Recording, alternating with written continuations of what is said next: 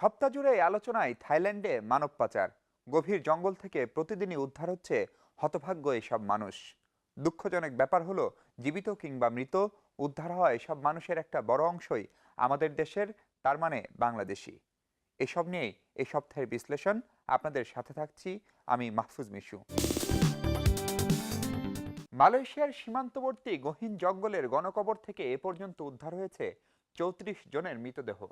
সেখানে মিলেছে 4টি বন্দি শিবিরের সন্ধান, যেখানে নির্যাতন করা হতো অনেক মানুষকে। সেসব নির্যাতন ক্যাম্প থেকেও পাওয়া গেছে অন্তত 250 মানুষ। স্থানীয় প্রশাসনের দাবি, এদের বেশিরভাগই বাংলাদেশি, বাকিরা রোহিঙ্গা।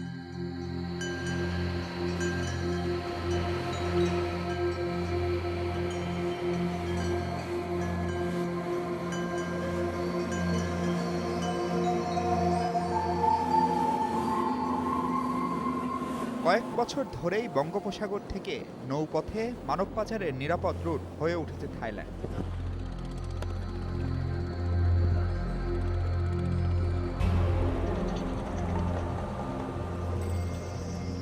মালয়েশিয়ায় পাড়ি জমানোর স্বপ্ন নিয়ে পাচারকারীদের নৌকায় উঠে বসেন বাংলাদেশ ও মিয়ানমারের অনেক মানুষ। তবে পাচারকারী চক্র কতটা ভয়ঙ্কর তার স্পষ্ট প্রমাণ ছিল না এতদিন। চলতি মাসের শুরুতে থাই সরকারের অভিযান শুরুর পরই বেরোতে থাকে একের পর এক ভয়াবহ তথ্য। 1 মে মালয়েশিয়া সীমান্তবর্তী গহীন জঙ্গলে প্রথম সন্ধান মেলে গণকবরের। শংখলা প্রদেশের সাদাও জেলায় পুলিশি অভিযানে এ পর্যন্ত উদ্ধার হয়েছে 33 জনের মরদেহ।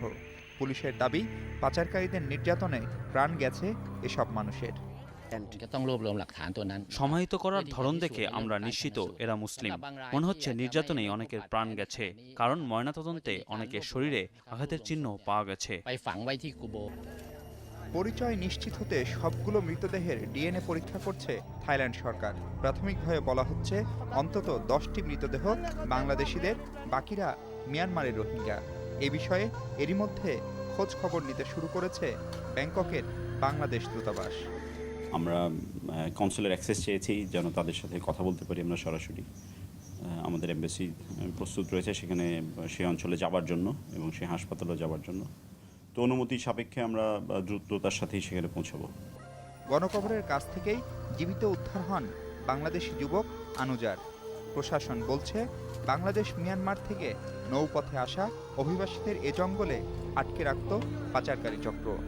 মুক্তিপণ দিতে না পারলে চালানো হতো অমানসিক নির্যাতন।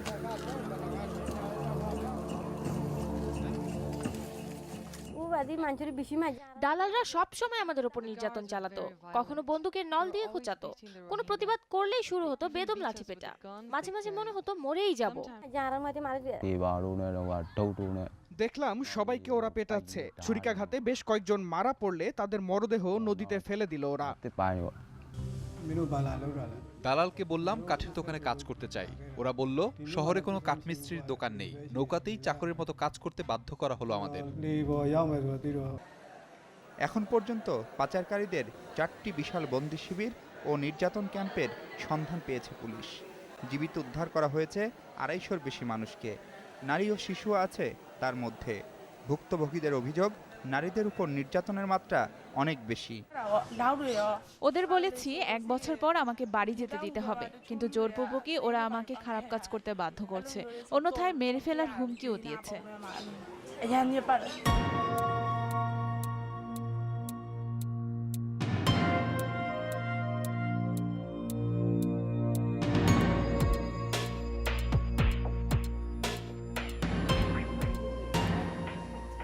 থাই পুলিশের দাবি, মালয়েশিয়া সীমান্ত ঘেঁষা সাদাও, রাত্তাফোম, সাতুন 3 জেলাতেই বিপুল সংখ্যক গোপন বন্দি শিবির গড়ে তুলেছে পাচারকারী চক্র, যার সন্ধানে প্রতিদিনই চলছে অভিযান। স্বাভাবিকভাবেই প্রশ্ন উঠে, থাইল্যান্ডে এত মানুষ কেন যাচ্ছে, কিভাবে যাচ্ছে? একটা বিষয় পরিষ্কার, তাদের গন্তব্য থাইল্যান্ড নয়, প্রতিবেশী মালয়েশিয়া। আর সেজন্য জীবনের ঝুঁকি নিয়ে বাংলাদেশ মিয়ানমার সমুদ্রপথে তাদের এই যাত্রা শুরু। এসব পয়েন্টের মধ্যে রয়েছে মহেশখালীর ঘাটিডাঙ্গা, কক্সবাজারের ননিয়াছড়া, হিমছড়ির মতো বিভিন্ন এলাকা। সংশ্লিষ্টরা বলছেন, সম্প্রতি আইন শৃঙ্খলা রক্ষা বাহিনীর তৎপরতা বাড়ায় পুরনো এলাকা পাল্টে নতুন নতুন এলাকা বেছে নিচ্ছে পাচারকারী চক্র। এখন আসলে প্রশাসনের কড়া নজরদারির কারণে, বিশেষ করে পুলিশ, বিজিবি, কোস্টগার্ড এদের কড়া নজরদারির কারণে এখন তারা চট্টগ্রামের উপকূলীয় অঞ্চলগুলোকে ব্যবহার করছে। বিশেষ করে যে সমস্ত উপকূলীয় উপজেলাগুলো আছে, যেমন বাঁশখালী, আনোয়ারা, সীতাকুণ্ড, এই সমস্ত অঞ্চল দিয়ে কিংবা পতেঙ্গার উপকূলীয় অঞ্চলটাকে মূলত এখন ব্যবহার করছে। বিশেষজ্ঞরা বলছেন, নিম্নবিত্ত পরিবারগুলোর অশিক্ষা আর সরলতাকে পুঁজি করছে দালাল চক্র।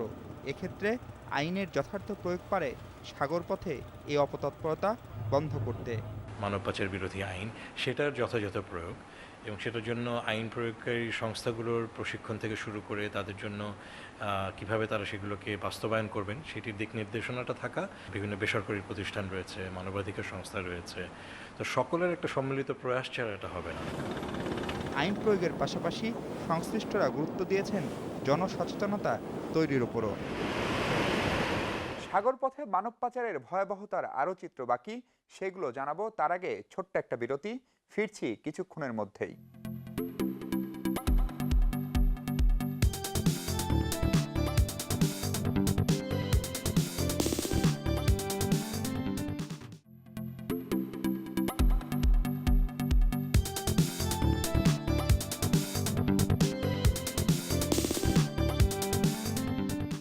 বিরতির পর স্বাগত আরেকবার।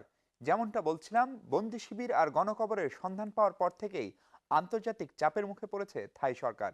শুরু হয়েছে জোরালো অভিযান, চলছে ব্যাপক ধরপাকড়। বাদ যাচ্ছে না দেশটির সরকারি কর্মকর্তারাও। থাই প্রধানমন্ত্রী এরই মধ্যে 10 দিনের আলটিমেটাম দিয়েছেন, এরই মধ্যে উচ্ছেদ করতে হবে সব বন্দি শিবির। দেশের বিভিন্ন প্রান্ত থেকে দালালরা জড়ো করেন হতদরিদ্র এসব মানুষকে।